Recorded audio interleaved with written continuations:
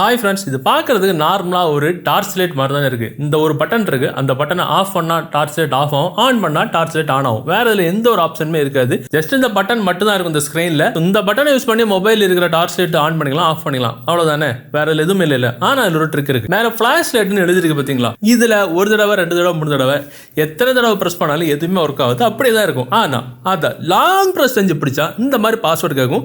உங்கள் சீக்கிரட்டான 4 டிஜிட் பாஸ்வேர்டை கரெக்டாக கொடுத்துட்டீங்கன்னா இந்த மாதிரி ஆப்ஷன் வரும். இமேஜஸ், வீடியோஸ், ஃபைல்ஸ் அப்படின்னு. ஸோ ஒவ்வொரு ஆப்ஷனுக்குள்ளாலையும் ஒரு ஃபோல்டர் இருக்கும். ஸோ அது உள்ளே போய் ப்ளஸ் பட்டனை கிளிக் செஞ்சால் உங்கள் மொபைல் கேலரியில் இருக்கிற சீக்கிரட்டான ஃபோட்டோஸ், வீடியோஸ், உங்கள் பர்சனல் டாக்குமெண்ட்ஸ் யாரும் எடுத்து எங்கேயும் சென்ட் பண்ணிடக்கூடாது அப்படின்னு நினைக்கிறீங்க முக்கியமான ஃபைல்ஸ் எல்லாம் இங்கே வந்து ஹைட் பண்ணி வைக்கலாம். யாராவது ஓப்பன் செஞ்சால் நார்மலாக ஒரு பட்டன் மட்டும் இருக்கும். அதை யூஸ் பண்ணி டார்ச் லைட் ஆன் பண்ணிக்கலாம், ஆஃப் பண்ணிக்கலாம்.